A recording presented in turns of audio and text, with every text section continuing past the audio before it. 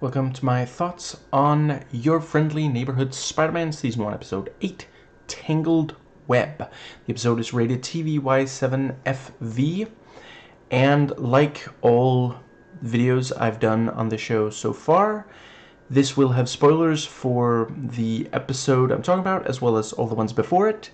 Love all these episodes. Let's dive right in. So yeah, I really appreciate this. I wasn't sure if they were going to, so I appreciate this episode following up on, yeah, Spider-Man got beat.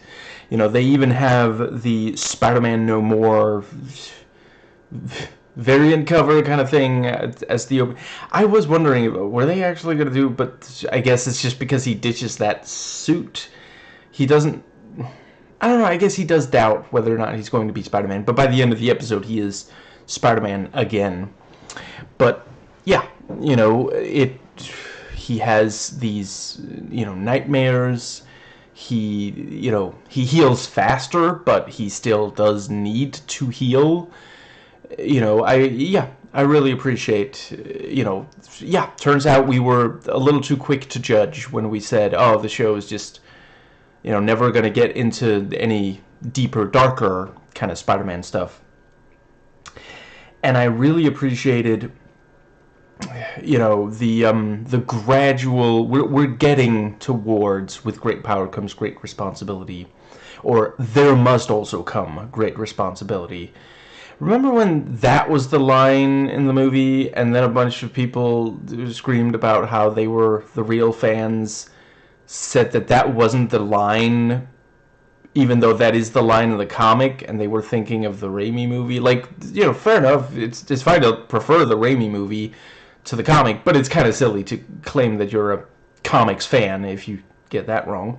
Anyway, yeah, Norman, first we have Peter saying, I don't know if I have enough power, and it's on me if people get hurt. That was... They kind of mangled it even further than Homecoming, Civil War did. That's genuinely, like, I feel like there's at least one troll writing for some of these. That's legitimately very funny that they went even, yeah. And then, Norman says, with great power comes great respect. Because that is he's entering his villain phase.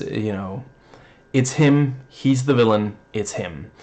And I'm here for it. I love how they, because there were like little subtle hints. If you've read the comic, it's not a surprise that he's going to become well, I suppose, they're remixing things. They're changing around some things. So, yeah, like, as far as I understand, this is the first time we've had, like, much of a backstory for Tombstone. So, they are changing some things around. And certainly when we met him and heard that, Lonnie Lincoln, as far as I understand, I have to admit, I'm not very familiar with Tombstone. I'm going off what other people have said, like Nando V movies. But, yeah, the character of Tombstone was named Lonnie Lincoln in the comics, but didn't have much of a backstory, certainly not this one. So it was like, wait, are they going that route? Because not all of them do.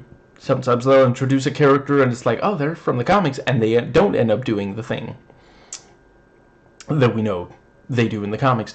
Now, let's see, but yeah, Norman Osborn might be a really bad influence, might be the wrong person to mentor someone who's very powerful and hasn't had time to figure everything out yet, Let's see. Yeah, I thought the Lonnie Pearl stuff was quite good. And let's see. They do the fake out with, there's a scream and Peter rushes in and it turns out to be a squee, basically.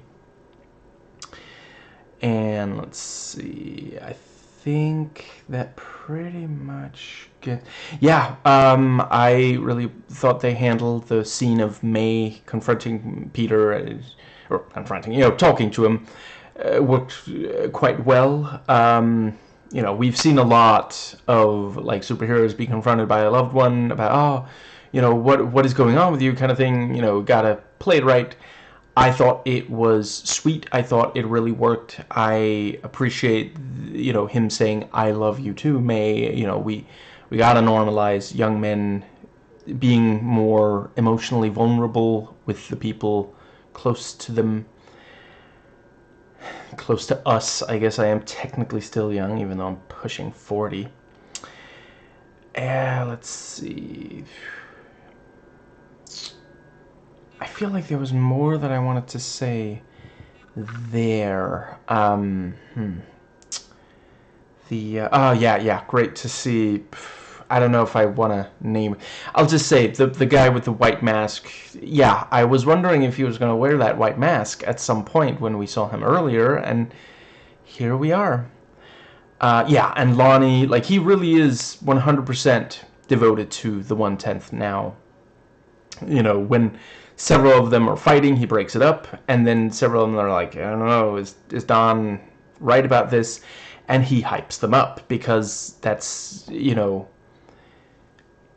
he's a football player. He knows how to, you know, get people excited about something as like a team kind of group thing, you know. So yeah, let's see. I think that does more or less cover. Yeah, I like the Iron Man cameo. That was good. Don't really have any. You know, I think Nando covered everything there is to say about that one.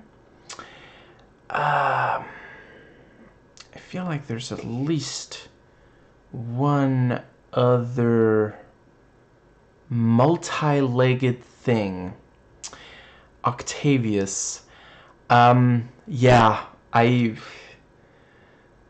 feel like they pushed it a tiny bit too far with the jokes about, you know, I forget his name, but the hype man intern teleporter who, you know, like, are you playing the video game again?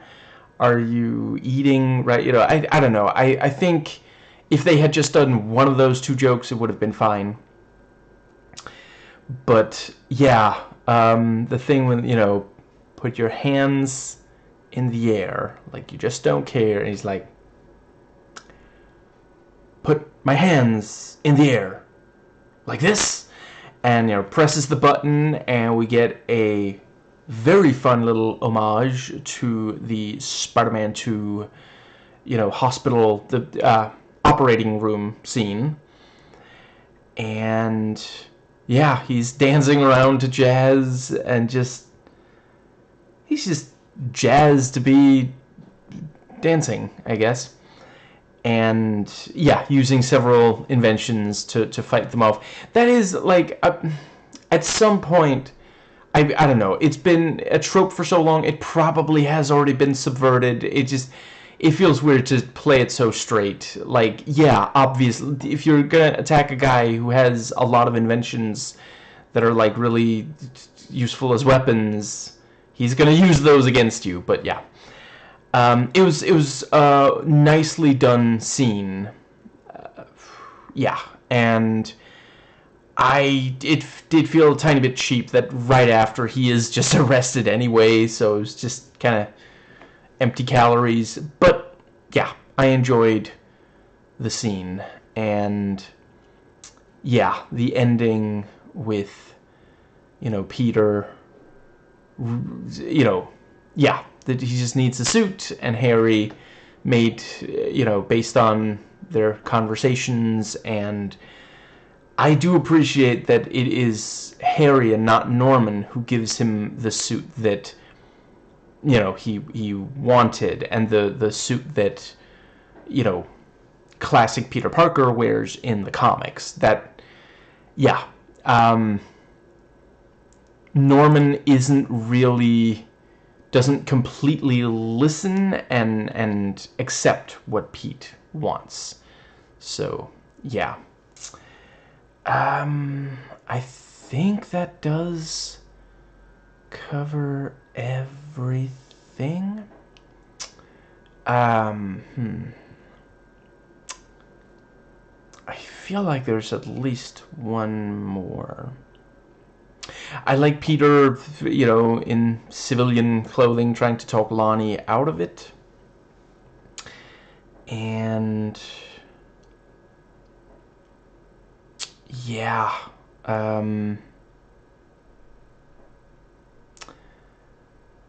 right. Yes. So as the white masked individual is leaving, you know, he picked up some of the names, but evidently not all of them.